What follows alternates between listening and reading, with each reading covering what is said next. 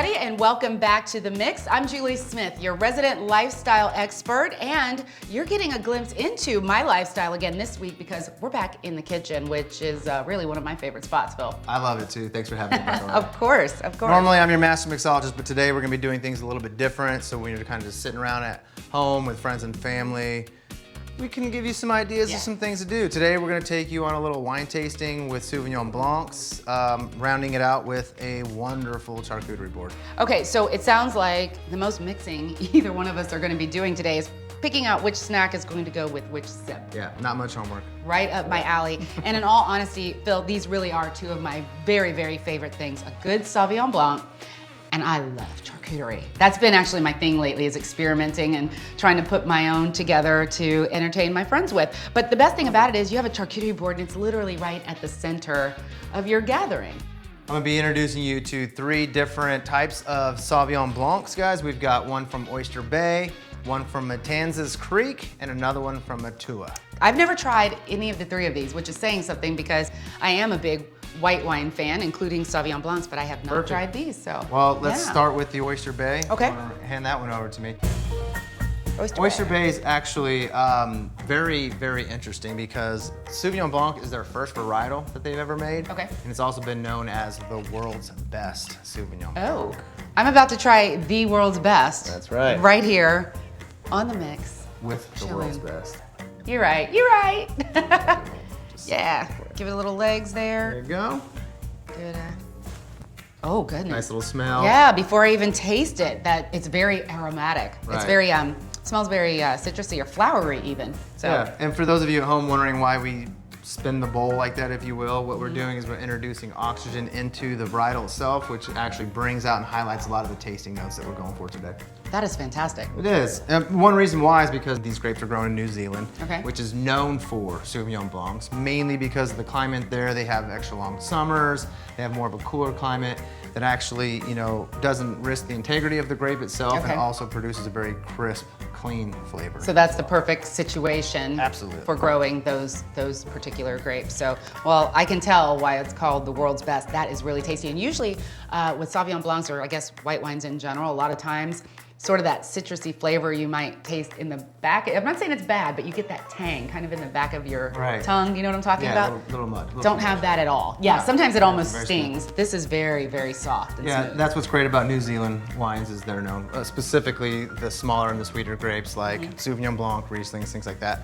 They're wonderful in that region. That's and we're gonna actually visit a California one as well with very similar characteristics. Nice. Well, that's delicious. I'm a fan. The next one we're gonna taste here, Julie, is gonna be Matanzas Creek. It's gonna be from Sonoma County out of Santa Rosa, California. This is a destination location as well for wines, especially in California. You can go there, you can visit the vineyards, you can do wine tastings, you can frolic in the lavender fields and do your Instagram pictures, Julie. I would love to see you frolic in the lavender fields, but no, it's an experience. Oh, that was a good. That was a good frolic. But no, it's an experience. You know, you have a delicious wine, but what a cool experience to go along with it out there. Too. Oh my gosh, those vineyards are amazing. Those nice, cool, long summers. I definitely want to hit the lavender fields though. I haven't done that. Let's go to California. You don't have to or tell New me Zealand. twice. Which one? New Zealand or Cali? From one to the next. All right, fly out of Cali to New Zealand. That's what I'm talking about. Very good though. Both of these very delicious. This one, like I said, get that little kick in the back of the tongue, a little bit of tang there. That's probably that grapefruit that I'm tasting there. All right, so moving on to a mature wine, we've got Matua Light. This one? Okay. It's also a New Zealand wine. Ooh. So we're gonna have probably a similar tasting palette on this one here. All right, pretty bottom. Fun story though. So this was invented by 2 brothers. Okay. Their father actually gave them the skill of winemaking after classes while they were in elementary school, middle school, and high school. The rest of us were like playing tag and hide and seek. They were making wine. Yeah, definitely not a bad extracurricular activity. Yeah, after school Especially special. because this one paid off, right? So they experimented with different varietals, and at that time it was very, very difficult to get a liquor license. So what they did is they actually bought a shed nearby that already had an existing liquor license, and they operated off of that one. They just kind of piggybacked. That's right. Smart. I have a very important job here. You Bill. do. All right, let's give her legs. Read the back here. Ooh. That yumminess. This is another light, at least the smell. Let's see how it tastes. Yeah, you can see what kind of notes you get there. Okay, So sometimes I worry, I really want to describe this and I don't know if I'm using the right words. This one is more flavorful than that last one, but also that kind of tang, that citrusy. I don't know if there's grapefruit in this one as well, but I feel like that's what I'm tasting. And they also say it pairs well with cheese, so we've got that. Yeah, in that case, I'll let you pour me a little more of that because I'm ready to dive into this gorgeous charcuterie board for sure. Thank you. Oh, and just another pouring note for you at home. No big deal whether you do it or not, but this bowl is lined for a specific reason. That's a normal pour when you pour wine for somebody. You shouldn't pour past the bowl. Phil, you are so right. This Matua pairs perfectly. I've got a smoked Gouda here. Really good, really tasty. That's so good. Thank you for putting this together. Yeah, my pleasure.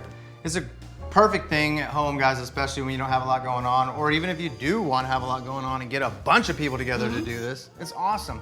You can pinpoint your flavor profiles, just like we do when we teach you how to make cocktails, which ingredients pair the best together, right?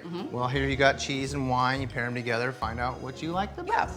And you know, Phil, as much as we love, of course, putting together a nice craft cocktail, it really is nice to be able to just keep it as simple as opening a great bottle of wine and laying out a beautiful charcuterie board just like we've done here. Right. Perfectly elegant.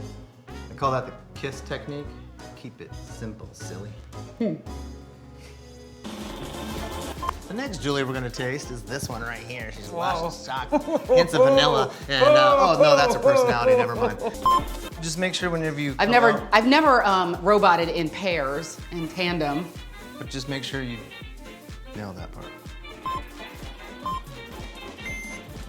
That's all the time we got today, guys. Thanks for visiting us. If you want to see some of our other episodes or continue watching our future episodes, visit us at themixga.com. That's right, and remember to like, comment, and subscribe by clicking that link below.